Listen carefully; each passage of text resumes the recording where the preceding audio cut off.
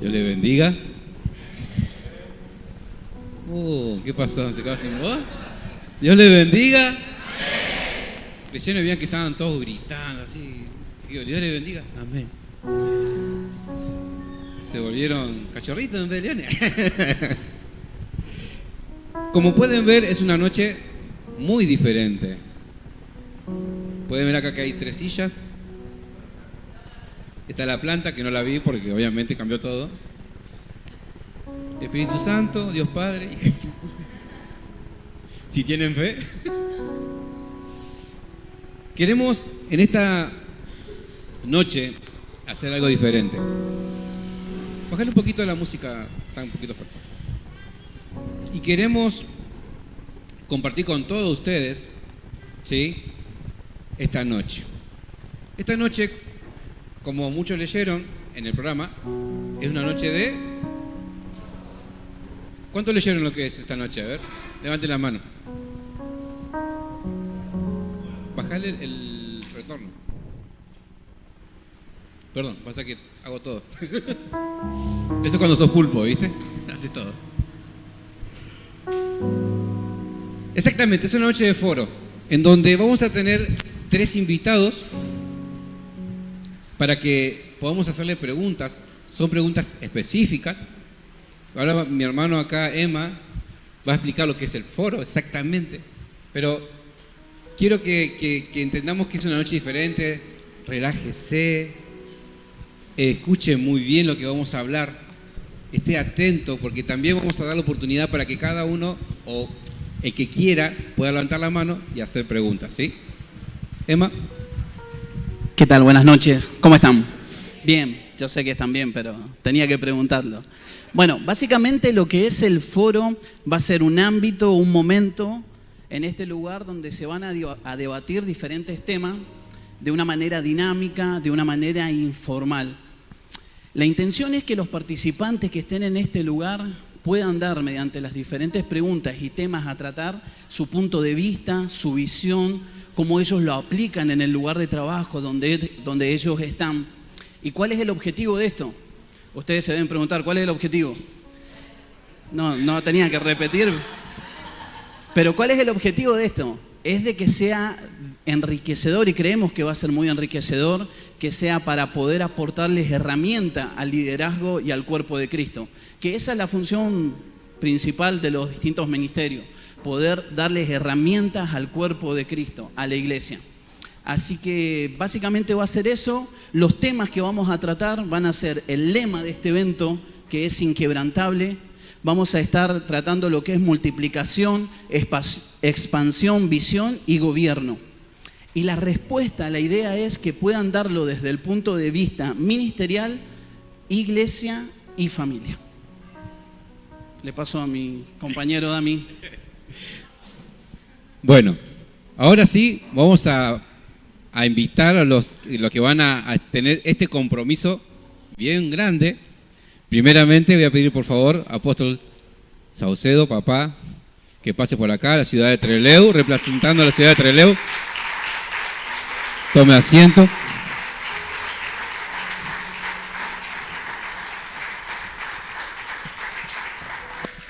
El otro apóstol de la ciudad de Venado Tuerto, por favor, apóstol Carlos, pase por acá.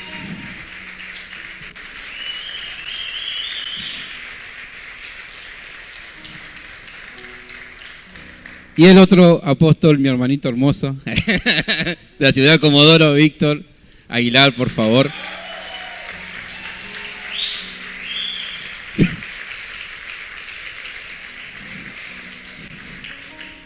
Se ve que trajeron hinchada porque... o están hinchados, una de dos. ¿Están preparados? A ver si están dando así.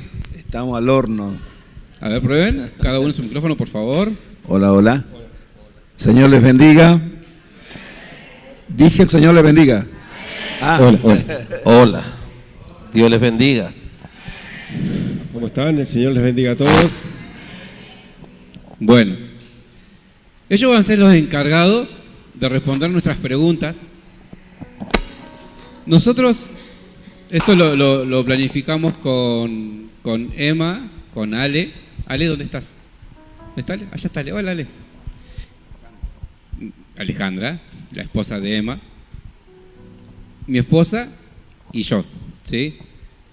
Estuvimos casi toda una noche planificando, hablando. Nos fuimos por las ramas, volvimos. Hablamos de otras cosas, volvíamos de vuelta. Pero en fin, estaban ricas las pizzas ese día. De por medio, así que todo bueno. Pero queríamos ser muy específicos en las preguntas. Ustedes dirán, deben ser como 50 preguntas. No, son 4. Pero que van a tener que desarrollar nuestros queridos apóstoles. Vamos a empezar con la primera, Emma. Sí. Nosotros vamos a decir la primera pregunta. Ellos van a poder desarrollar. Me voy a pasar a este lado porque Sí. estoy medio desubicado ahí. Estoy tapando al apóstol Víctor. Bien. Ellos van a tener la oportunidad, cada uno, de desarrollar la respuesta de la misma pregunta. Y después, nosotros le vamos a dar la oportunidad que usted, solamente 3 personas, levanten la manito para hacer preguntas sobre lo que están hablando. ¿Sí? ¿Se entendió? ¿Sí? Buenísimo. Emma. Bueno, la primera pregunta, y va enfocada a los 3, como decía Dami, es ¿cómo ser inquebrantables en el ministerio, en la iglesia y en la familia? Y bueno, para empezar, puede empezar... El que quiera. El que quiera. Sí. ¿No empieza el apóstol mayor? Claro, usted es el mayor, así que usted tiene que empezar. No se peleen. ¿Cómo se puede ser inquebrantable en la iglesia, ministerio y familia? ¿Por sí o por no? Bueno, hay muchas cosas. Nosotros, yo para no olvidarme, anoté algunas cositas acá. Y yo creo que, por ejemplo, a nivel de iglesia, para ser inquebrantable como miembros de la iglesia, hay algo muy fundamental que nosotros tenemos que aplicar a nuestra vida, y es mantener una actitud de perdón, de amor y de unidad continuamente dentro de la iglesia. Porque nosotros sabemos que dentro de la iglesia cada uno piensa diferente, ¿no? Mira las cosas diferente, y también debemos entender que dentro de la iglesia hay gente complicada. Dije que hay gente complicada. Y por lo tanto, al haber gente complicada dentro de la iglesia, es muy importante que nosotros mantengamos una actitud de amor, de perdón y de unidad. ¿Se entiende? Para que de alguna manera, porque ustedes deben saber, no solamente pasa en Comodoro, sino que muchas veces, porque a veces la gente se va de la iglesia o directamente deja de seguir al Señor cuando alguien dentro de la iglesia le ofendió o le hizo cosas por el estilo, ¿sí o no? Entonces, ¿por qué nosotros podemos llegar a ser inquebrantables? O sea, ¿cómo ustedes y nosotros como ministros podríamos llegar a ser inquebrantables a nivel iglesia? Yo tengo muchas cosas para decir, pero me voy a centrar en esto. Hay que mantener una actitud, diga conmigo, perdón, amor y unidad. Siempre, hermano, siempre, porque si nosotros tenemos que hablar de aquí y de los pastores presentes, los que tendríamos más tendencia a estar deprimidos y amargados seríamos nosotros, porque somos nosotros los que más defraudados somos a veces, más traicionados, y sufrimos muchas cosas que no viene al caso hablarlo. Entonces, en mi correr y en mi caminar y en mi tiempo como pastor, me he dado cuenta que es muy importante mantener esa actitud, amor, perdón y unidad. Yo voy a perdonar porque quiero que la unidad se mantenga. Yo voy a amarlo porque Dios dice que tengo que amarlo. Y voy a trabajar por el perdón, porque si Él me perdonó, ¿quién soy yo para no perdonar? Eso sería a nivel iglesia.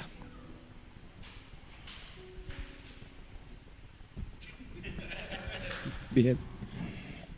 Bueno, sumando a lo que respondía el apóstol, yo creo que una de las formas, a menos en mi humilde entender, es que debemos ser personas determinadas.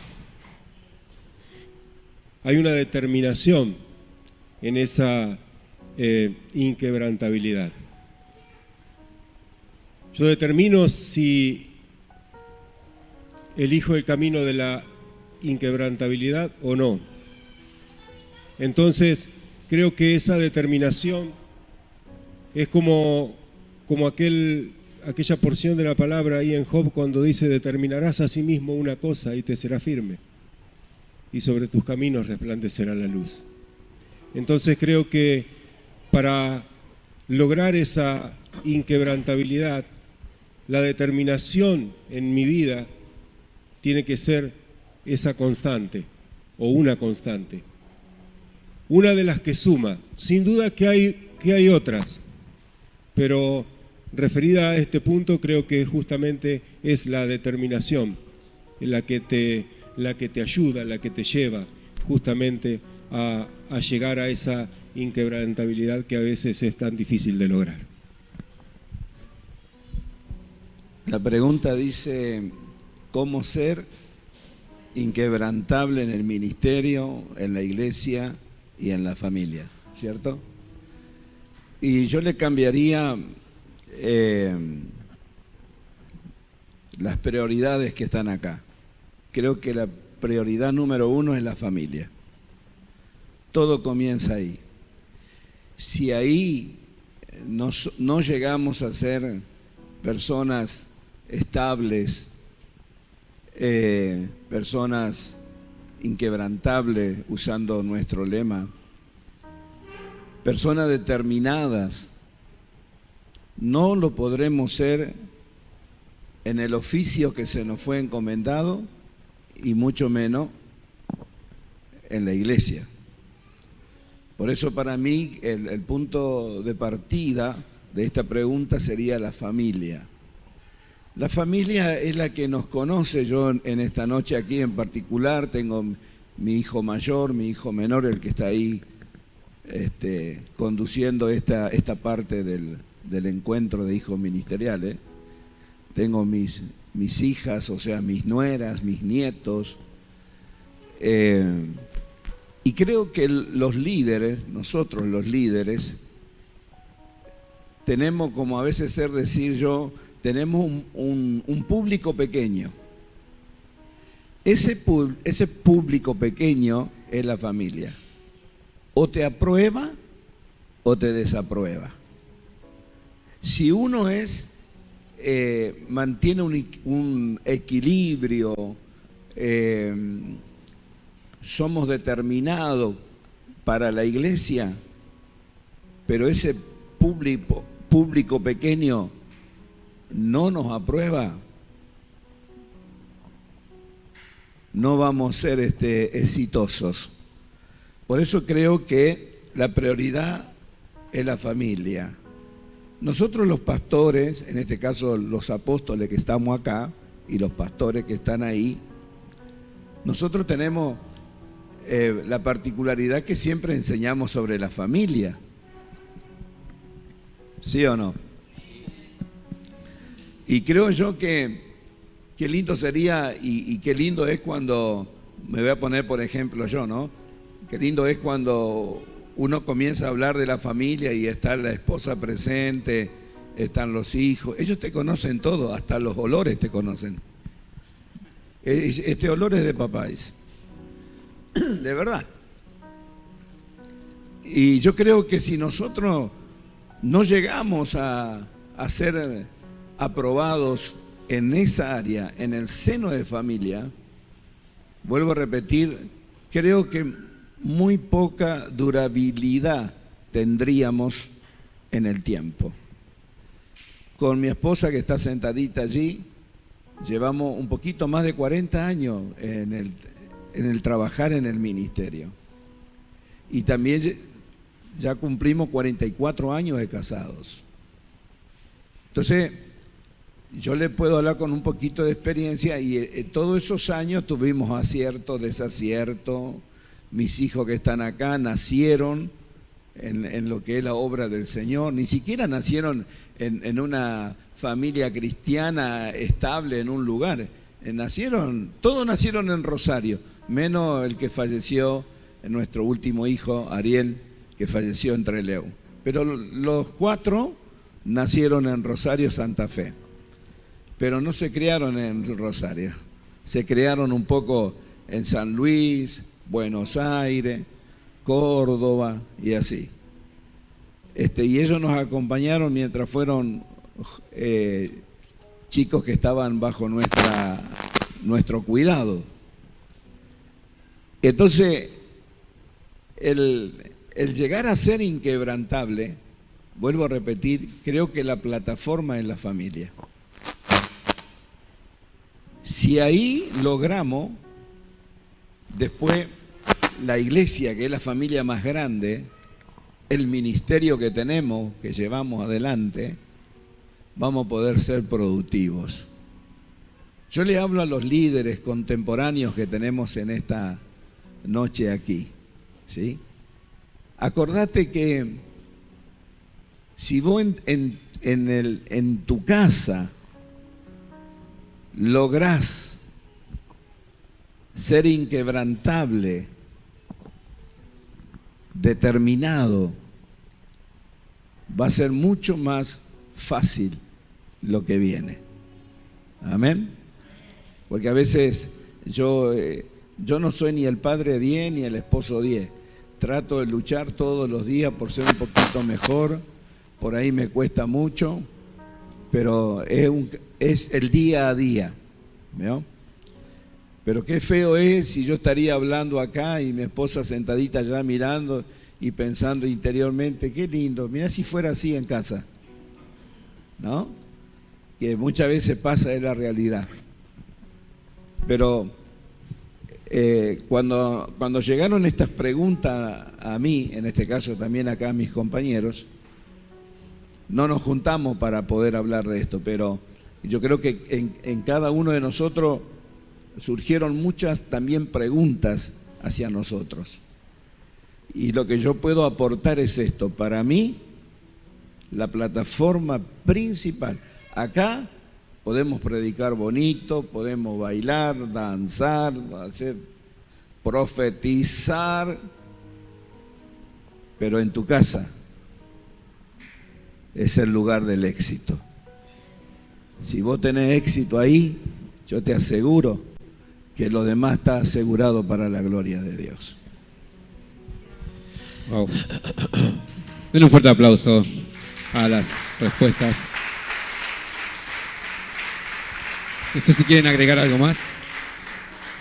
Yo creo que fueron 3 preguntas muy claras que son cómo ser inquebrantable en el ministerio, en la familia y en la iglesia, ¿no? Y bueno, y nosotros de alguna manera nos hemos preparado un poquito para ayudarlo. Y yo tomé mucho lo que se decía en el papel, donde que lo que digamos esté basado en la experiencia, como dice papá siempre, y no solamente en un texto bíblico, porque si no caeríamos en el cura gatica que predica pero no practica. ¿Bien?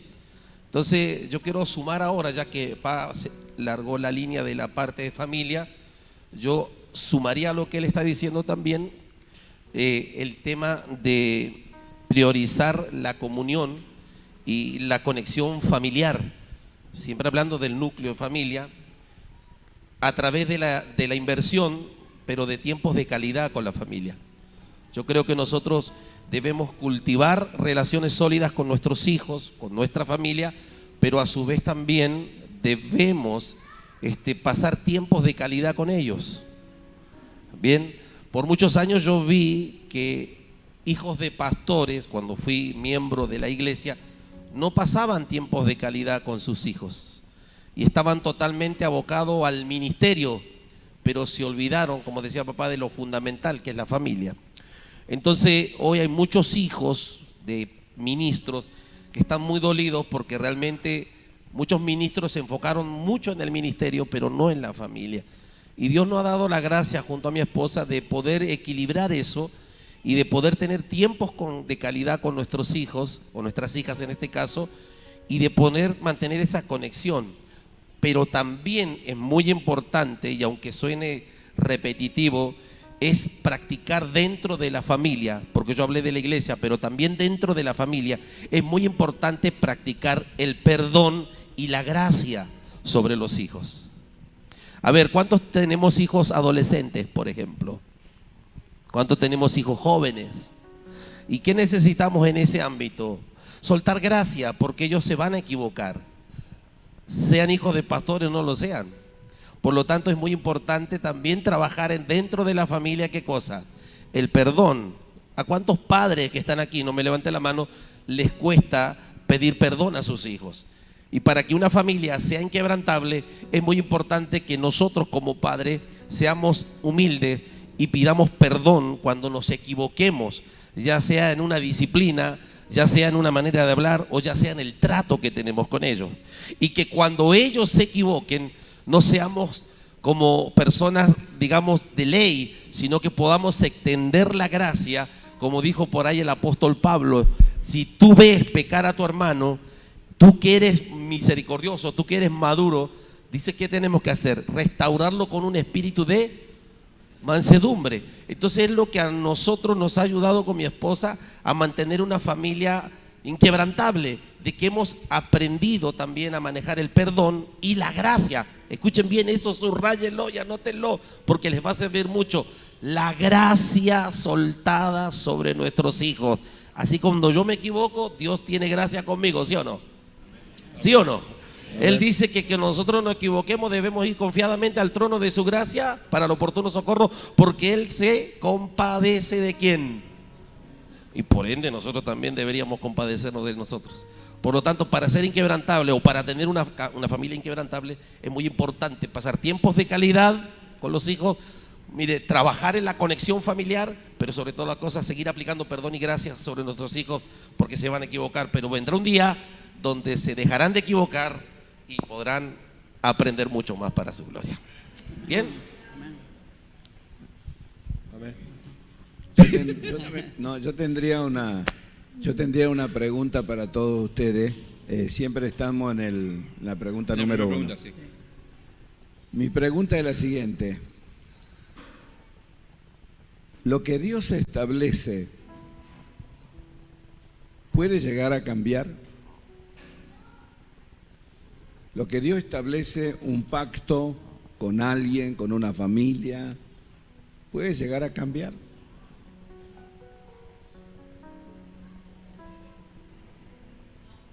Yo estoy preguntando, ¿no? La pastora Vicky dice que no. A ver, levánteme la mano los que dicen que no, ¿no? Para saber. Sin embargo,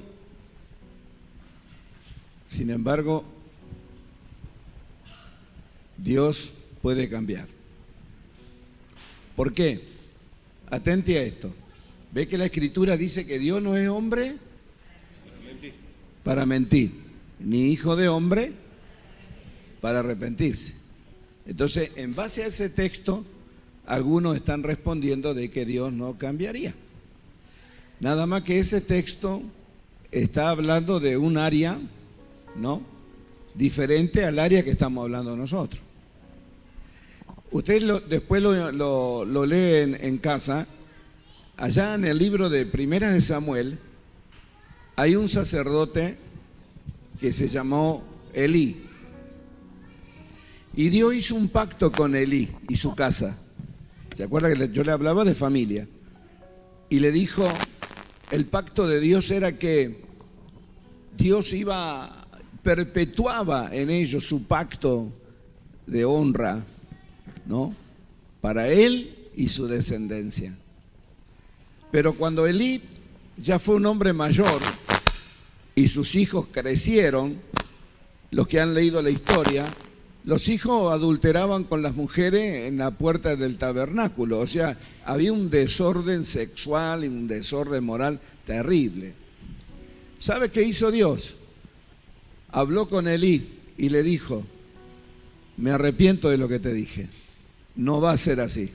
Porque la palabra perpetuo es para siempre, significa una de las cosas, ¿no? Y esa palabra el Señor le soltó a Elí.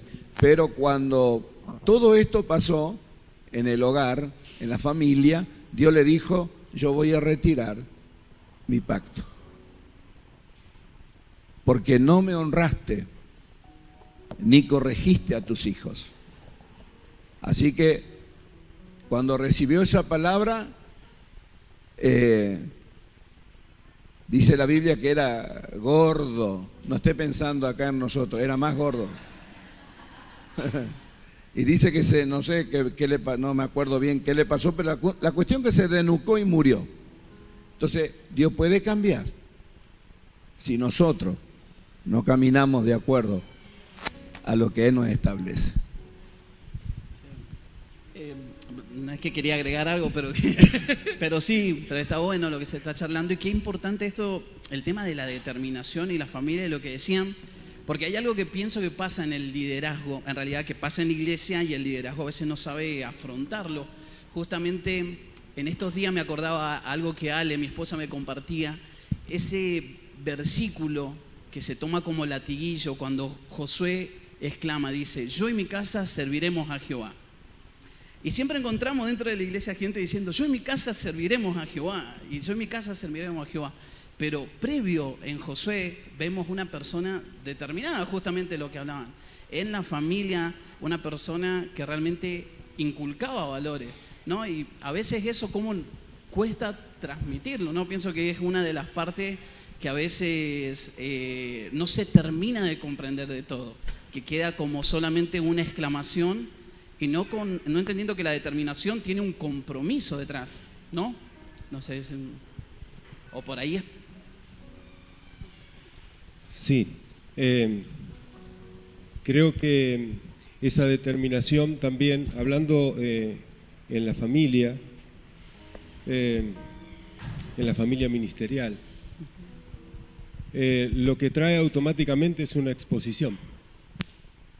Quedas expuesto, te expones. Te expones no solamente a la iglesia o a la congregación, también quedas expuesto al mundo. Y a veces siempre decimos, no nos juntemos con el mundo acá, el mundo allá, pero en cierta manera quedamos justamente expuestos ahí. Entonces, ese yo y mi casa serviremos a Jehová, lo primero que hace es exponerte a personas que no tienen tu pensamiento, ni tampoco tienen tu formación cristiana.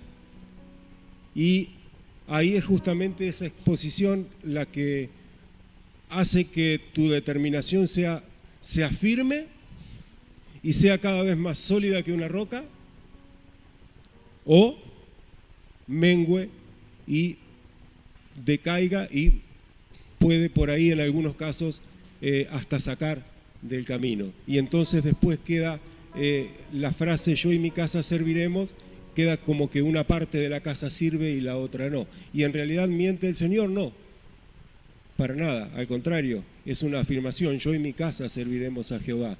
Ahora bien, hay que manejar justamente esa exposición, aprender a manejarlo en lo ministerial, en la iglesia, en la familia, porque guste o no, quedamos automáticamente expuestos y esa exposición hay que manejarla. Wow. ¿Alguien tiene alguna pregunta que quiera hacer? Leti, ¿alguien más? ¿No? ¿No se anima nadie? ¿O fueron muy claros, una de dos? Bueno, cortito y al pie, por favor. Con respecto a la familia, la palabra también dice: honra a tu padre y a tu madre porque tendrás largos días.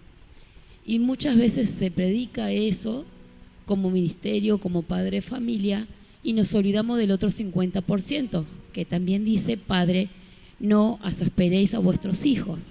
Entonces,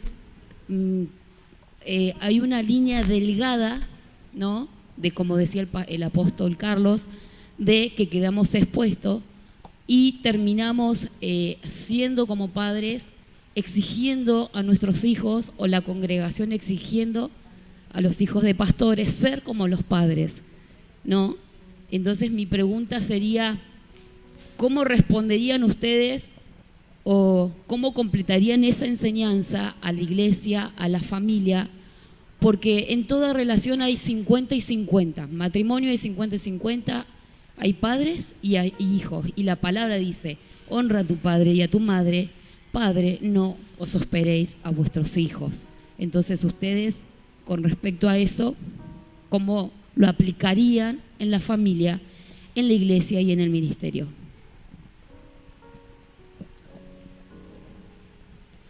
¿Se entendió la pregunta? No sé, yo no la entendí, puntualmente. Sí, puntualmente, ¿no?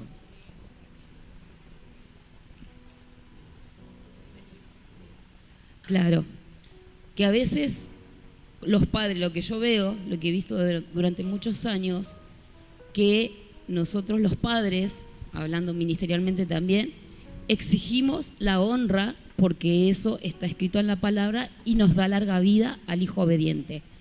Pero también está el otro 50% que habla a los padres que no hay que desanimar a los hijos, desanimarlos constantemente, y muchas veces hacemos eso como religión y terminamos lastimando a nuestros hijos y sacándolos del propósito, y quizás también Dios termine cambiando de opinión. O sea, la familia ministerial siempre va a estar expuesta, y el afuera exige eso sobre nuestros hijos, el nivel de los padres. ¿Ahora se entendió? Creo que la respuesta la dio Víctor hace un ratito, hablando del perdón, hablando del amor, ¿no?, dentro de la familia, que son las que construyen, sanan las relaciones. Si bien la Biblia dice honra a los padres, sí, pero también los padres tenemos una tarea con los hijos, y ahí es donde entra lo que él decía. Creo que, no sé si te satisface la respuesta, pero Yo creo que lo que tú dices, justamente lo que tú estás hablando, Leti, es que justamente está en el versículo 2 del capítulo de Efesios 6. Y antes de que eso diga, por ahí, lo que tú estás diciendo está en el versículo 4, capítulo 6 de Efesios. Pero mira, dice 6.1 de Efesios, dice: hijos, obedeced al Señor a vuestros padres, porque esto es justo, ¿cierto? Después, honra a tu padre y a tu madre, que es el primer mandamiento con promesa, para que te vaya bien y sea de la vida sobre la tierra. Y de ahí nos habla a nosotros: y vosotros, padres, no provoquéis a ira a vuestros hijos, sino criadlo en disciplina y en amonestación del Señor. Yo siempre lo dije a la iglesia, para mí la familia es un equipo, y cada persona, cada integrante de la familia debe cumplir su rol. ¿Entiendes? Los hijos, ¿cuál es el rol dentro de la familia? Obedecer a sus padres. Los padres, digo padre, digo madre, ¿cuál es el rol que deben cumplir? ¿Qué dice? No solamente dice que no hay que exasperarlo, dice que tenemos que criarlos en disciplina y en amonestación del Señor. Pero déjame meterte un momentito nomás en el contexto, porque Pablo estaba diciendo eso. Porque en la época de Pablo, no te olvides que los judíos y los griegos y toda esa gente se estaban convirtiendo. El diablo se enojó. Y date cuenta que en esa época ni los hijos ni los padres eran tomados, ni los hijos ni las madres eran tomadas en cuenta, sino que había como un machismo muy fuerte, culturalmente hablando. Y entonces cuando Pablo ve eso en la región de Éfeso, él escribe esto a los padres de la época dentro de la iglesia que se habían convertido, que ya había que cambiar eso. O sea, allá afuera, sin Cristo, tú no le podrías dar valor a tu esposa y no darle valor a tus hijos. Pero ahora en Cristo le tienes que dar valor a tu esposa y a tus hijos. Y ya no lo tienes que criar de una manera sádica y castigándolos como animales como lo hacen en tu cultura, sino que ahora en la cultura de Dios o en la cultura del reino, la cosa cambia. Hay que hacerlo con amonestación y disciplina del Señor. O sea, para mantener el equilibrio es que mis hijos obedezcan, pero ¿cómo me van a obedecer si yo soy duro en el trato? Yo debo amonestarlo en la disciplina y en la amonestación del Señor. Y ahí me viene muy apegadito, y no me salgo, viste que hay otro texto que dice Dice, esposas, ¿cómo dice? A ver, ayúdenme. ¿Qué tienen que estar? Sí, pero dice que los maridos deben amar a sus esposas y sus esposas deben respetar a sus maridos. ¿Te das cuenta? Es como el boomerang. Cuando yo amo a mi esposa, ¿cuál es el resultado que voy a tener de ella? El respeto. Y cuando ella me respeta como marido, el resultado que va a tener de mí es el amor. Para que un hijo a mí me obedezca y haya ese equilibrio que tú estás diciendo, yo tengo que educar y disciplinar bíblicamente a mis hijos, porque por muchos años ya vivimos bajo de la sombra de mi papá Aguilar, mi papá Bendaño, mi papá Saucedo. Y por mucho tiempo nos hemos estado debajo de esa sombra, ¿sí o no? ¿Y cuántos de ustedes se han visto criando a sus hijos como lo criaron a usted? Y haciendo cosas que a ustedes le hicieron como padre, como madre. Entonces yo creo que, no sé si te respondo, pero bueno, creo que el equilibrio justamente está ahí. Cuando nosotros dejamos de vivir bajo de la sombra de lo que a nosotros nos hicieron y empezamos a criar en amonestación y con disciplina del Señor, entonces viene el equilibrio. Por ende, cuando yo educo, y como decía papá, y suelto esa gracia, suelto ese perdón y educo según la Biblia a mis hijos, el resultado de eso va a ser que mi hijo me obedezca. En serio, ¿se entendió? ¿Se entendió? Bueno, listo. Acoto algo lo que dicen los apóstoles y vivido desde como hijo de pastor de toda la vida. ¿O también quieres hacer una pregunta? Bueno, primero el público. Y primero yo, porque si no, dormís afuera. Mi pregunta sería, a partir de esto, ¿cómo uno puede ser inquebrantable cuando te ponen un rótulo por ser, o sea, ministerial, ¿no? Por ejemplo, yo soy hija de pastor y partida doble encima. Entonces, es como que el hijo del pastor nunca se puede equivocar, no puede esto, no puede, porque la gente pone cierta expectativa sobre, ¿no? Entonces, yo como madre, obviamente a mí no me gusta, pero a mi hijo también le daña eso. Entonces, ¿cómo uno poder ser inquebrantable en eso y poder extenderlo a la generación? Que ellos no se quiebren ante esa situación, que ellos no se sientan todo el tiempo sobreexigidos, porque es lo que a muchos nos ha sacado del camino justamente. Ya está. ¿Entraste a él o a los tres? Ah, no, porque lo miraba A cualquiera de los tres. Puede responder cualquiera de los tres. O sea, pero ¿cuál es la pregunta en realidad? ¿Cómo cuidarlos? No, porque, a ver, yo le voy a decir, le voy a responder a Vicky y a todos a la vez. Por lo vivido, por la experiencia. En realidad, no es la gente hablando de la iglesia, no es la iglesia la gente que demanda a los hijos de los pastores. Fue al revés. Los pastores expusieron a sus hijos como un modelo a seguir y nunca pensaron que son seres humanos. Entonces la iglesia demandó. Ahí viene el problema. Esto tiene décadas y décadas y décadas. Tiene más años que yo, que tengo 60. Entonces, en la realidad, tiene que haber un cambio de cultura. Hoy, las nuevas generaciones tienen la gran posibilidad de hacer un cambio cultural dentro del Evangelio. Los padres, ustedes, por ejemplo, como padres de una nueva generación, ustedes pueden cambiar ese concepto, ¿sí? Porque ese concepto lo hizo, o sea, el mismo pastor le decía al hijo, a la hija, vos no podés porque vos sos hijo nuestro, somos pastores. La demanda fue desde adentro, no fue de la gente en sí.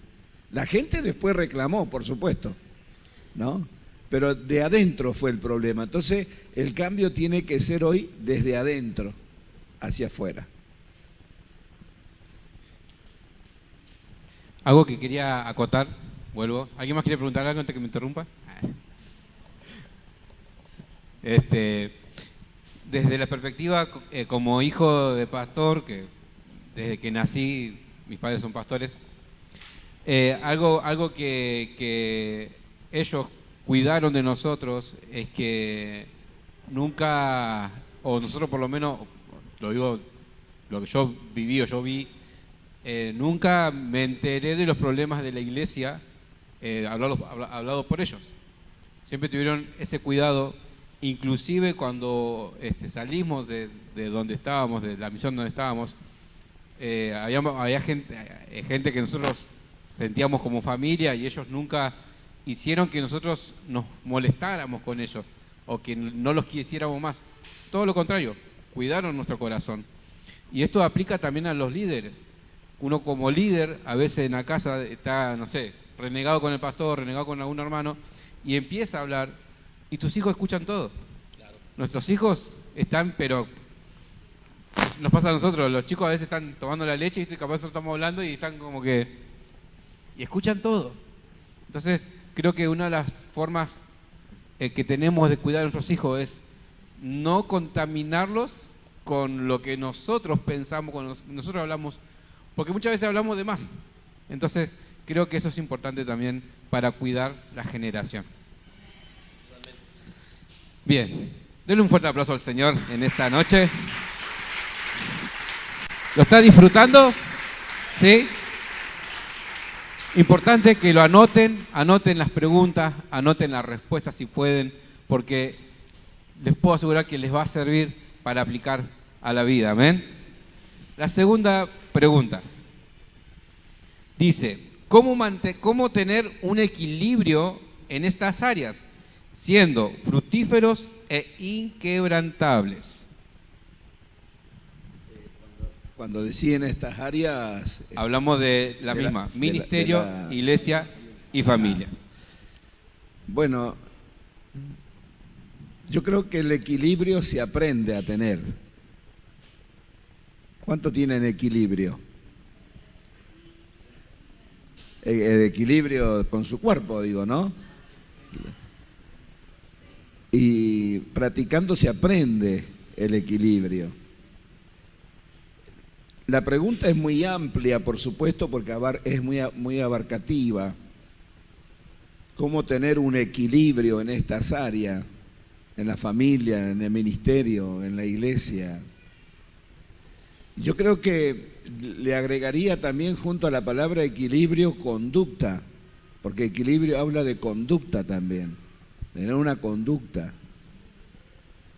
El apóstol Pablo, hablando de conducta, le dice a Timoteo: entre tanto que yo vaya, te escribo esto para que sepas cómo debe conducirte en la casa del Dios viviente, que es la iglesia. Te fíjese cómo este apóstol a su hijo del alma lo anima, por un lado, pero también le dice: te escribo para que sepas cómo conducirte. Siempre tiene que haber alguien que te conduce, alguien que te pueda conducir. Y hablando de nosotros, si yo tendría que responder por mí mismo, el equilibrio no lo aprendí de la noche a la mañana. Lo fui aprendiendo a través del tiempo, lo fui aprendiendo a través de experiencias. Yo los veo con cara de dormido a ustedes, ¿qué quiere que le diga? En serio, algunos están así, mira. ¿Sabe por qué pasa eso? Porque no me hacen caso cuando le digo que vayan a descansar, ¿no? Una es eso, lo otro, le estamos rompiendo una estructura porque todos están acostumbrados al coro, está acostumbrado el predicador que les revienta los oídos. Entonces esto es como que no lo ve tan espiritual, pero esto, si usted lo capitaliza, esto va a ser muy importante para los tiempos que vienen. El equilibrio se aprende. Yo lo aprendí y lo estoy aprendiendo todavía, porque cada vez es un desafío. Vos vas creciendo y cada escalón que vos subís es un nuevo tiempo donde tenés que aprender cositas que en otro momento no lo tenía. La pregunta sería, ¿se puede? Sí, se puede. Se puede. Mire, hay 4 muchachos en la Biblia que mantenieron un equilibrio. Y la oferta era muy tentadora. Sin embargo, ellos dijeron, nosotros a lo que nos están ofreciendo no lo queremos. Si usted nos permite, queremos hacer esto. Usted sabe que estoy hablando de Daniel y sus amigos. Y cómo dentro de la oferta, dentro del desafío, ellos mantuvieron un equilibrio en Dios. Y ustedes saben que dice que después, cuando vino el momento del casting, porque era un casting, salieron 10 veces mejores. O sea que eso significa que podemos. Le digo porque algunos dicen, no, esto yo no lo alcanzo ni con toda mi vida. Se puede, no es difícil, pero hay que trabajar. Amén. Solo sumando y agregando, Pablo le dice ahí a los de Éfeso, le dice, mirá, pues, con diligencia, cómo andéis, no como necios, sino como sabios. Amén. Entonces, creo que para tener un equilibrio en esas áreas que estuvimos hablando, siendo justamente fructíferos e inquebrantables, tenemos que utilizar justamente esa palabra, esa sabiduría de mirar cómo nos conducimos, de mirar cómo andamos. Eso no significa que no nos vamos a equivocar, porque el único que no se equivoca es el que no hace nada. Todo aquel que haga algo siempre va a estar expuesto al riesgo de equivocarse. Por eso hay que estar muy atento y mirar. Y dice mirar con diligencia, es decir, que es mirar y ver. No es solamente mirar. Yo a veces les sé decir a algunos de en casa que muchas veces nosotros hablamos y la persona está ahí y vos ves que la persona te está mirando a vos, a veces te hace así, pero no te está escuchando. No está mirando, o sea, te está viendo, pero está mirando, perdón, pero no te ve. Entonces, no le está poniendo diligencia a lo que está mirando. Entonces, ese equilibrio justamente es poder tener esa mirada con diligencia de cómo nos movemos. En todas las áreas, en la familia, con los hijos, en el ministerio, en fin, tendríamos hasta la madrugada para poder explayarnos del todo y tampoco terminaríamos. Pero creo que va un poquito por ahí para sumar y enriquecer lo que decía papá. Siguiendo con la pregunta que dice ahí, cómo tener un equilibrio en estas áreas siendo fructíferos e inquebrantables, yo creo que algo fundamental que a mí me ha ayudado mucho es tener prioridades claras. ¿Qué debo tener? Claro, porque si yo establezco mis prioridades claras, pero esas prioridades están basadas justamente aquí en mis valores y en mis principios como cristiano, arrancando de que Dios debe ser el centro de todas las cosas y de ahí empezar a distribuir, digamos así, mi tiempo y mi energía en la iglesia, en el ministerio y en mi familia.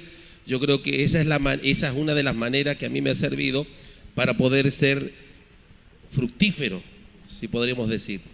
Porque ¿cuál ha sido el error por muchos años? Yo vengo de la vieja guardia y ¿cuál fue el problema? Es que no hubo prioridades claras en nuestros pastores que nos presidieron y se dedicaron solamente a una cosa y abandonaron el matrimonio y la familia.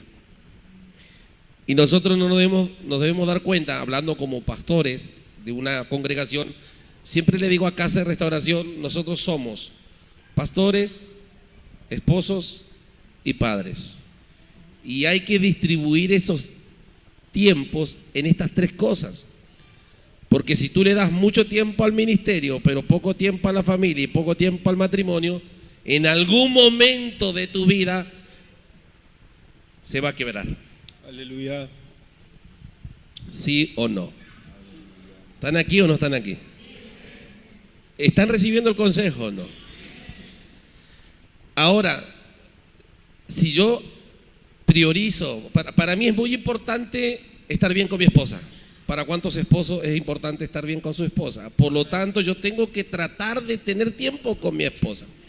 ¿Para cuánto es importante estar bien con los hijos? Para mí, sobre todas las cosas, soy el predicador más activo de la casa, así que me conviene estar. ¿Y para cuánto les gustaría estar bien, fructífero en la iglesia? También. Por lo tanto, creo que tiene que ver con como yo puse acá, prioridades claras. Y de ahí entraría la gestión del tiempo. Porque seamos sinceros, me incluyo, por mucho tiempo yo perdí mucho tiempo. Dije que por mucho tiempo yo perdí mucho tiempo. Porque no sabemos administrar el tiempo, no sabemos gestionarlo de alguna manera. Y por ende, siempre quedamos rengo en algún área de nuestra vida. Así que yo creo que para tener un equilibrio en estas tres áreas y lograr ser fructíferos e inquebrantables, creo que tenemos que tener prioridades claras. ¿Qué tenemos que tener?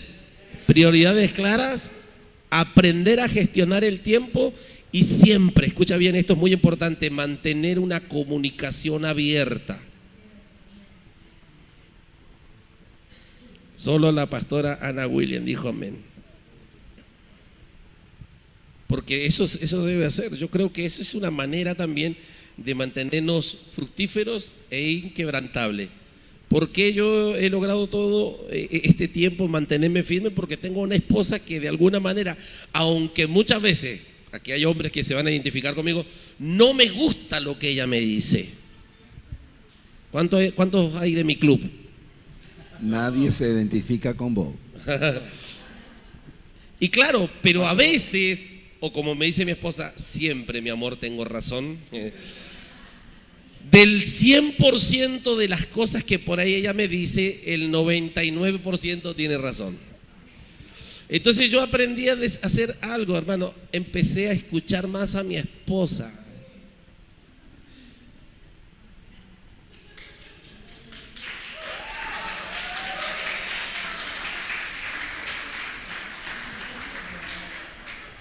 Y no con he esto gobernado, es obediente. Sí, totalmente.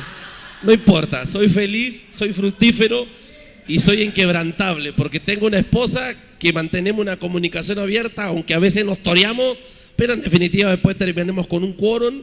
Tengo una familia de 4 preciosas hijas que nos siguen, no porque le hemos dicho toda la vida, son hijas de pastores, no, porque vieron la fe en nosotros y también hemos sabido administrar nuestro tiempo, dedicarle un pedacito de ese tiempo a nuestras hijas, un pedacito de ese tiempo a nuestra esposa, a nuestro cónyuge y un pedazazo de ese tiempo al ministerio. Por lo tanto, hoy, Casa de Restauración y Pastora Gladys, Apóstol Víctor, nos sentimos fructíferos e inquebrantables. Yo creo que eso es muy importante aquí. Diga conmigo, prioridades claras, gestión de tiempo, comunicación abierta. Mira a tu esposo y mira a tu esposa, decirle, ¿viste que hay que escuchar? Eso es todo.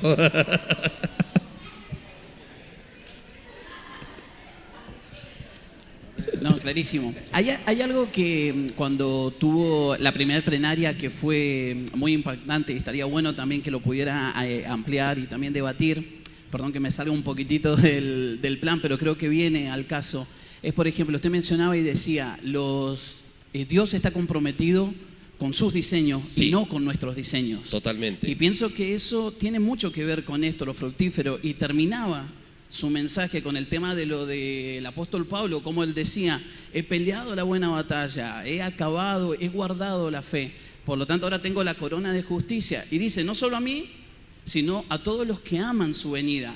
y sus venidas son el diseño de Cristo. Me gustaría por ahí, si puede ampliar por ahí un poquitito en cuanto a eso de lo que decía el día viernes. Claro, yo creo que ese eslogan lo usó el apóstol Domínguez. Dios está comprometido con sus diseños. También se lo escuché a papá. Porque yo creo, sinceramente, que nosotros a veces queremos edificar la familia, la iglesia, el ministerio, como lo quieras llamar, basado en nuestros conceptos o en nuestras ideas o en la nueva moda evangélica del último momento, cuando realmente debemos ir a la palabra y ver qué es lo que la palabra dice tocante a la familia. Mire, por ejemplo, un ejemplo nomás, este versículo se lo saben de memoria los maridos, dice, no, porque la mujer debe estar sujeta al marido. ¿Sí o no? Si no sujeta. Pero el verso 22 del capítulo 5 de Efesios dice, someteos unos a otros en el temor al Señor. O sea que por más que la Biblia a mí me diga, hablando de esto, de someterme al diseño de Dios, es que por más que mi esposa me deba sujeción a mí, basado en el versículo 22 del capítulo 5 de Éfeso, ella tiene toda la autoridad de reprenderme a mí si lo que yo estoy haciendo no va de acuerdo a lo que Dios dice que debo hacer. Y es eso como nos manejamos con ella. O sea, yo entendí, porque estuve más de 10 años buscando la moda que me podía funcionar dentro de la iglesia, hasta que me di cuenta que todo estaba en la Biblia, hermano. ¿Se entiende? Y todo está en la Biblia. ¿Querés ser fructífero? ¿Querés ser inquebrantable? Comprométete con el diseño de Dios. Dios tiene un diseño para la familia, Dios tiene un diseño para el matrimonio, Dios tiene un diseño para criar a los hijos, Dios tiene un diseño para tu economía, Dios tiene un diseño para la familia, para el trabajo, para el empleador. Dios tiene diseño para todo. Y cuando tú tomas ese diseño y lo aplicas, entonces Dios dice, yo estoy con vos, dale para adelante que te va a salir bien porque yo lo escribí, yo lo avalé y tú lo haces y listo. Wow. Y eso mismo trae el equilibrio. Totalmente. Exacto. Ahí está. ¿Respondí? Sí. Muy bien. Perfecto. Tercera pregunta dice, ¿cómo adaptarnos al cambio y a la innovación?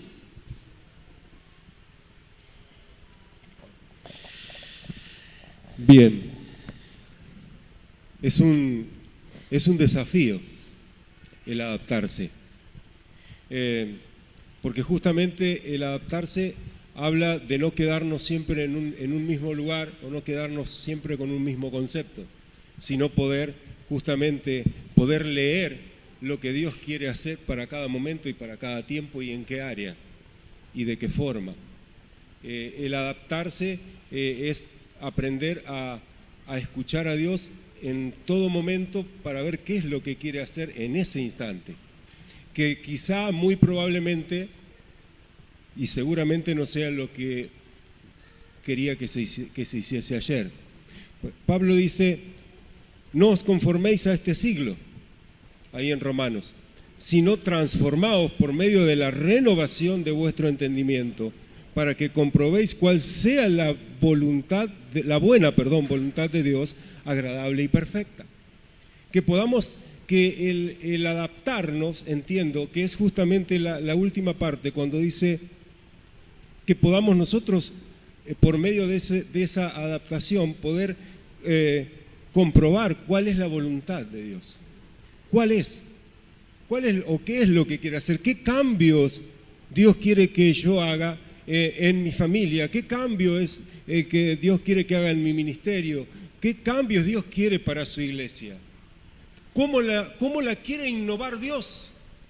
No cómo la quiero innovar yo.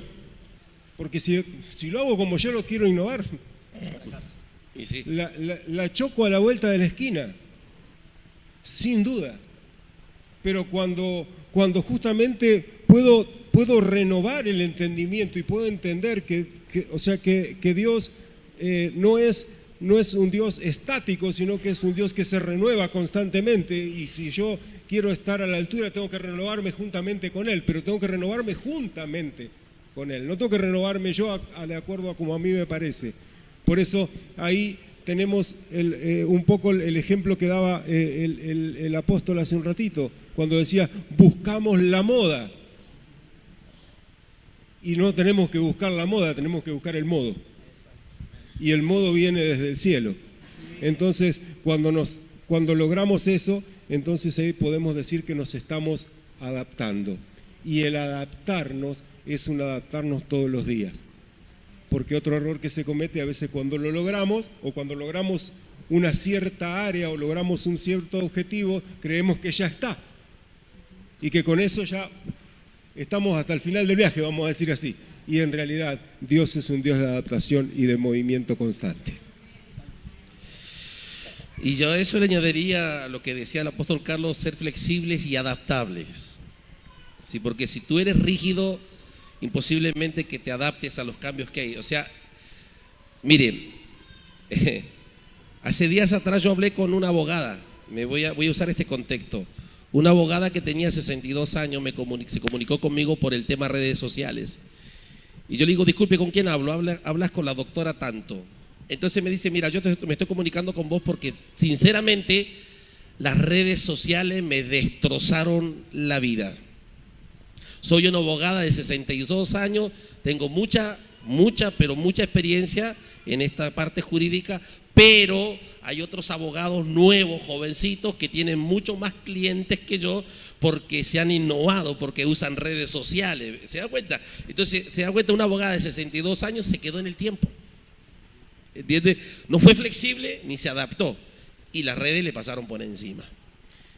Y no sé si fue el antepasado que nosotros hablamos de innovado en hijos ministeriales. Y yo aprendí mucho en ese congreso. Yo creo que la flexibilidad y la adaptabilidad es muy bueno para los cambios, sin comprometer los principios. Porque ese es el punto, que muchas veces nosotros como iglesia, bueno, flexibilizamos cosas, nos queremos adaptar, pero comprometemos los principios de Dios. Y ahí es donde cometen el error muchos ministros, que comprometen los principios de Dios. ¿Entienden? Entonces yo creo que es muy importante ser flexibles y adaptables a este tiempo, porque o sea, ni el más ciego no puede ver que hay que innovarnos, ¿o no? Mire las cámaras que están acá, por allá, los micrófonos, hay un montón de cosas que ya se van. Y lo otro es lo que yo siempre digo a mi apóstol. Mi apóstol tiene, acá papá, tiene 61 años. Pero hay algo que yo siempre rescaté de él, casi la edad de la abogada. Pero la diferencia, escúcheme bien, yo siempre lo he dicho, lo hemos hablado con mi esposa, yo siempre he visto a papá que siempre está actualizado, ¿no? Y a veces hasta más actualizado en algunas cosas que yo, e informado también. Entonces, wow, miren lo que dijo, ¿en qué momento pasó mi nación, por ejemplo? Entonces, para adaptarnos al cambio y a la innovación, no solamente hay que ser flexible y adaptable, sino que también mantenerte informado y actualizado. Yo agregaría eso nomás. Ahí te dejo, papá. Ahí te dejo. ¿A mí? Yo mirando el pasaje que nombra acá el apóstol Carlos, cuando Pablo dice, no conforméis. Pablo comienza con esa palabra. Quiere decir que nosotros para poder estar, digamos, al nivel de lo que Dios quiere hacer, una de las cosas que tenemos que hacer en nosotros es no conformarnos. Diga conmigo, la conformidad es enemigo número 1 de la prosperidad. O sea, alguien que no prospera es porque se conformó. Usted va a escuchar a cristianos decir, yo con tal que tenga un techo y una cama para dormir y algo para comer, ya estoy. Y toda la vida va a tener eso. El día que rompa esa conformidad va a ser cuando va a comenzar a crecer. Llevarlo a la mente de un líder, ¿no? Muchas veces el problema que tienen los pastores especialmente es que tienen gente con una mentalidad más abierta que ellos. Entonces ahí viene la guerra, no, que se van estos rebeldes, y a veces se van porque no encuentran su lugar ahí. Por eso nosotros tenemos la obligación prácticamente de crecer.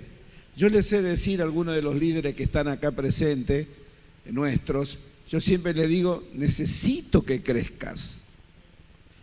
Vos tenés que crecer. Es una necesidad. No se conforme. Si usted cree que Dios lo va a innovar a usted, está orando mal. Voy a repetir por si no me entendió. Si usted espera que Dios lo innove a usted, usted está orando mal. El que tiene que provocar eso es usted. Amén. Es usted. Entonces, yo creo que tenemos una tarea, porque dice, no os conforméis. No están diciendo, oren y ayunen. No dice eso. Hay por otras cosas que hay que ayunar y orar. Pero por eso no se ayuna ni se ora. Simplemente se predispone a un cambio. Le digo, nosotros hemos tenido que cambiar un montón. Yo les decía recién, hace unas horitas atrás, acá al pastor Víctor Mario, levantá la mano, Víctor Mario, para que sepan que tenés mano. Amén. Yo les decía a mi hijo recién, que lo escuché, estaba muy cansado yo a la tarde y le digo a mi esposa, la verdad que tengo más ganas de ir a descansar y me dolía un poco la cintura. Y digo, pero me voy a quedar porque lo quiero escuchar. Usted se da cuenta que yo todavía no prediqué en estos días, porque yo quiero escuchar a los hijos. Y le dije, vos decime sí o no, bien fuerte. Si el apóstol miente, vos está mintiendo. Yo te dije hace unas horas atrás, te escuché y te dije, fue excelente lo que hablaste. Y te dije, ¿cómo me hubiera gustado tener una pantalla acá atrás y mostrarle a todos los hermanos, los líderes que están acá, lo que vos eras hace un par de años atrás y lo que hoy sos? ¿Te dije o no te dije? Porque de verdad, este hombre provocó un cambio en su vida, aún junto con su esposa, un cambio impresionante. Y le voy a decir más, a aquellos que creen que van adelante, vos seguís así y te va a pasar. Lejos te va a pasar, lejos. Porque cuando, a ver, ¿por qué Víctor Mario, y perdona que te tome como ejemplo a los dos, por qué cuando nos encontramos la primera vez, Minerva dijo, estamos como sapo de otro pozo acá? No congeniaban con nosotros. Pero cuando ellos se predispusieron a provocar el cambio, la innovación, a decir, Señor, yo me quiero adaptar y voy a poner lo mío, Dios está haciendo eso con ellos hoy. Entonces es posible, es posible. Amén, es posible.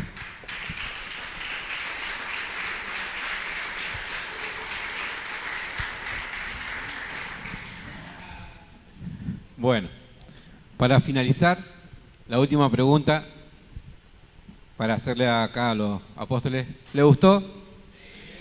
¿Anotaron? Miren que no se repite esto. Va a estar el video después, si lo quieren ver.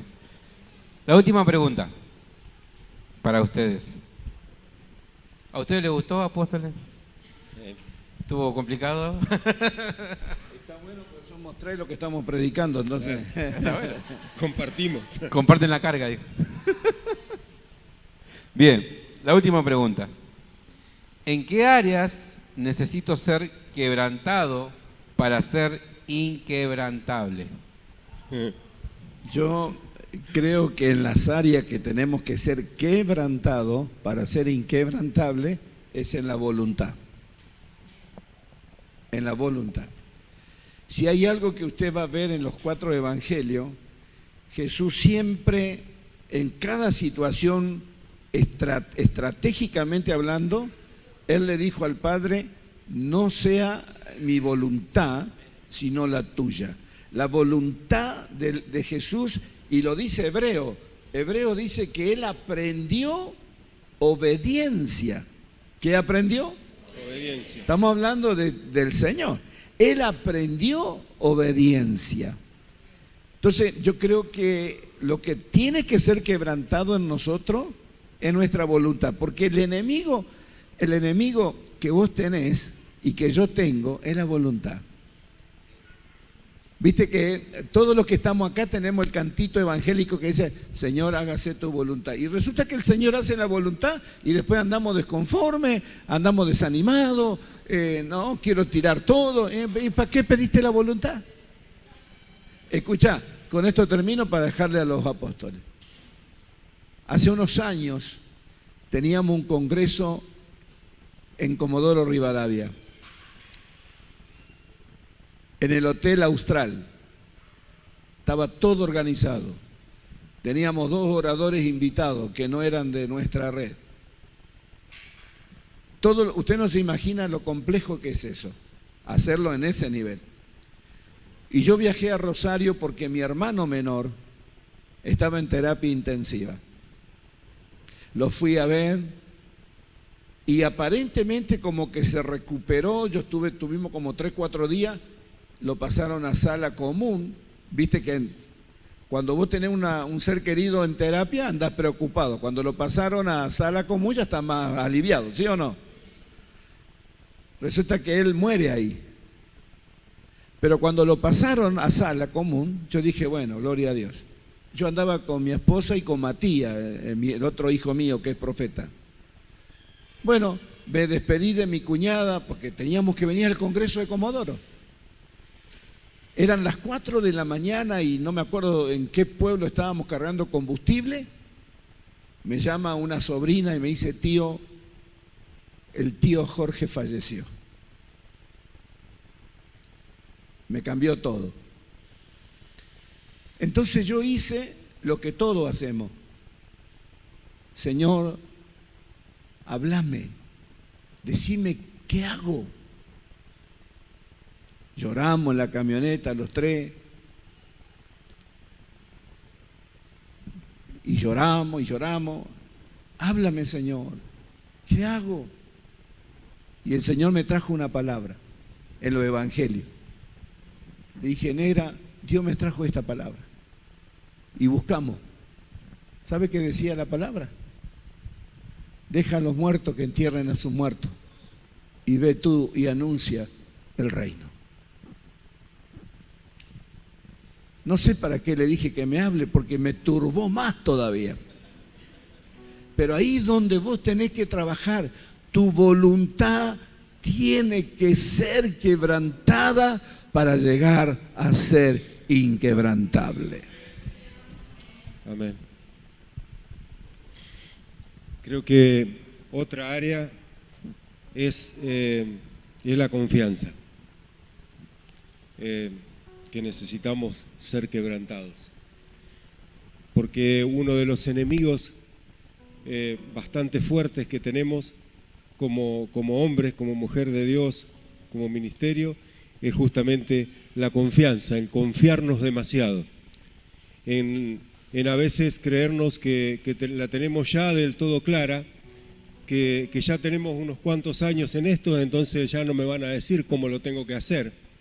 Eso comienza, raya con la arrogancia, pero comienza con confianza, confiar en uno mismo. Y Jeremías dice, bendito sea el varón que confía en Jehová, no el que confía en uno mismo, y cuya confianza es Jehová. Se ve que el tema de la confianza es importante porque el profeta lo nombra 2 veces, ahí en poquito andar. Dice, bendito el varón que confía en Jehová. Y reafirma, y cuya confianza es Jehová. ¿Por qué lo reafirma? Porque es importante entender que la confianza siempre nos va a tentar a justamente confiar en nosotros mismos, en creernos en eso que hablamos muchas veces, en ser sabios en nuestro propio saber. Entonces, la confianza es algo donde debemos justamente ser quebrantados, para que justamente pueda el Señor poner en nosotros lo que sigue. Justamente ahí hablando Jeremías, que seremos como árbol plantado junto a las aguas, que junto a las corrientes echará sus raíces. Todo eso bonito que dice, después todas esas cosas buenas que Dios nos pone delante. Pero primero el Señor nos advierte, ojo, porque dice, bendito sea el varón que confía. Entonces el que no confía en Jehová, o el que se confía demasiado en él mismo, corre riesgo serio de justamente perder todo lo que nombra después, que es todo eso maravilloso que usted lo sabe tanto como yo. Entonces creo que un área para sumar a la que decía papá es justamente la confianza, de donde debemos ser quebrantados para que la inquebrantabilidad de Dios sea establecida en nuestras vidas. Bien. ¿Cierro? Cerrado. No. Yo voy a dejar 2 puntitos más cortitos y no voy a hablar de lo que no vivo, como sigo diciendo. Creo que para ser inquebrantable, Dios tiene que trabajar mucho en la humildad de nosotros. Jesús dijo en Mateo capítulo 5, verso 3, bienaventurados los pobres en espíritu, porque de ellos es el reino de los cielos. Una cosa es que hoy Víctor sea humilde cuando quizás no lo conoce nadie o tiene una iglesia pequeña, un ejemplo, lo puedo poner de ejemplo a él. Pero otra cosa es que él mantenga su humildad cuando él siga creciendo, se siga posicionando en la ciudad de Punta Arenas y siga creciendo en la palabra, porque sinceramente yo me uno a lo que dice papá. Yo creo sinceramente que el pastor Víctor va a crecer mucho en la palabra. Pero el tema es que él mantenga su humildad. Y ese es un punto donde nosotros, si nosotros perdemos la humildad, estamos a un paso de la caída. Porque antes de la caída está la altivez de espíritu. Y tenemos que ser humildes, reconocer todos los días la dependencia de Dios y de su gracia. Y que todo lo que hoy portamos, y que todo lo que hoy tenemos, y que todo lo que hoy logramos, y que todo lo que vamos a lograr, no es mérito de nosotros, es mérito de Él, y todo lo tenemos por su gracia. ¿Se entiende? Por eso, para ser inquebrantable tenés que ser humilde. La humildad te abre puertas, la humildad te lleva lejos. Pero lo que te voy a decir, lo segundo, te lleva más lejos. Y es que Dios tiene que trabajar en el arrepentimiento, en el corazón de nosotros.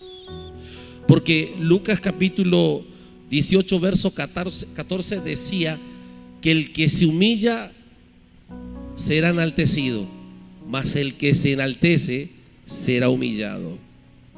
Y yo creo que cuando hablamos de esta parte de arrepentimiento, nosotros necesitamos ser quebrantados allí, porque debemos reconocer nuestras fallas y nuestros pecados delante de Dios y delante de la gente. Y con esto voy a cerrar, como dijo papá. Yo quizás lo conté más de alguna vez, pero quiero contarlo nuevamente. En el año 2000, yo en el mes de diciembre del año 2000 fui apartado como evangelista del ministerio Cristo Vive. Pero en el mes de septiembre entró a la iglesia del ministerio Vive una muchacha que yo sé que no era una hermana, sino que la envió el diablo. Pero ¿qué pasó? Que yo comencé a tener sentimientos con esa hermana. Y poco a poco pasaron los días y yo ya empecé a pensar en la hermana. Y después seguían pasando los días y ya cuando me iba a dormir pensaba en la hermana. Y lo digo ampliamente porque esto lo sabe mi esposa. Y una cosa es que tú se lo cuentes a Dios, porque yo se lo contaba a Dios. Yo era predicador activo en el ministerio El Vive. Y yo le decía, Señor, me siento una basura. Mira lo que estoy pensando. Yo no voy a entrar en detalle, pero a mí se me pasaron muchas cosas por mi mente. Muchas. Hasta un punto que días antes de mi presbiterio, esa persona me llamó a mí para que yo le hiciera una mudanza. Mire cómo el diablo fue tejiendo todo, porque ya el diablo sabía que él había podido penetrar en mi mente con eso. Y cuando pasó eso, yo dije aquí, si yo voy, esto no va a terminar bien. Por lo tanto, tanto orar y esta amargura no pasaba. Entonces yo determiné hablar con mi esposa. Y le dije a mi esposa, yo quiero y necesito hablar con vos. Vamos a la habitación, cerrá la puerta. Y yo le dije, primeramente te quiero pedir perdón, porque la Biblia dice que si yo codicio a una mujer en mi corazón, ya adulteré con ella en el corazón. Y yo quiero confesar mi pecado de adulterio, le dije, porque yo adulteré en mi mente con esa mujer. Y yo te quiero pedir que me ayudes y que me perdones por haberte sido infiel en mi mente nomás. Y quiero que ores por mí y ministres mi vida, porque yo no quiero ir más allá. Te pido perdón. ¿Y sabe lo que me dijo? Por eso es tan importante la comunicación abierta y el arrepentimiento. Yo podría haber recibido algo muy feo de ella, pero sin embargo, cuando ella me dijo esto, me quebró. Me dice, claro que voy a orar por ti. Y yo ya estaba orando por ti, porque Dios ya me lo había mostrado. Y yo doblé mis rodillas y ella oró por mí, me bendijo. Nos abrazamos, nos dimos un beso de amor allí y listo.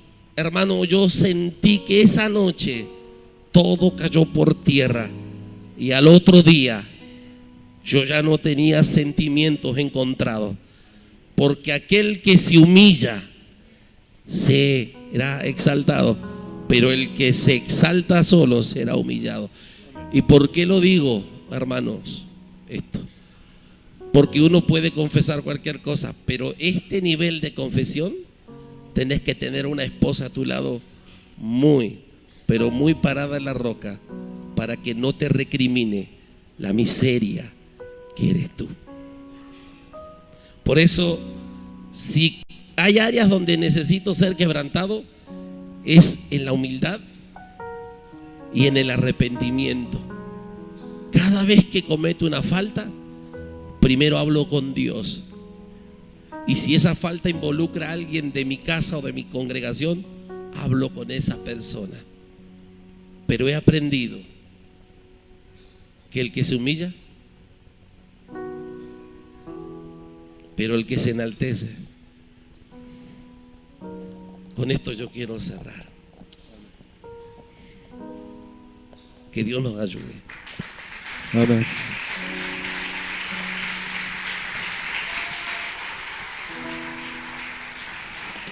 Les voy a invitar que se pongan de pie. Primeramente, darle gracias a los apóstoles por este tiempo, por este momento, por la sabiduría y por dejarse guiar por Dios. Gracias, Emma, por este momento acompañarme. Me gustaría que podamos cerrar con una oración. Alguno de ustedes que nos pueda guiar. Vamos a orar al Señor. Esperamos que le haya sido de bendición. Es creo que fue 3 en 1. Es bueno eso. Levante su mano. Señor, queremos bendecir la vida de los pastores, pastoras, apóstoles, nuestras vidas. ¿Qué podemos ocultar? ¿Qué podemos ocultar que tú no sepas de nosotros? Perdónanos, que tu sangre nos limpie. Como decía el apóstol Víctor, ser sinceros contigo, porque la sangre de Jesucristo nos limpia de todo pecado. Y abogado tenemos en Cristo. Gracias, Señor. Bendecimos a cada líder, a cada uno que se tomó el tiempo para participar y ser parte de todo esto. Gracias, Señor.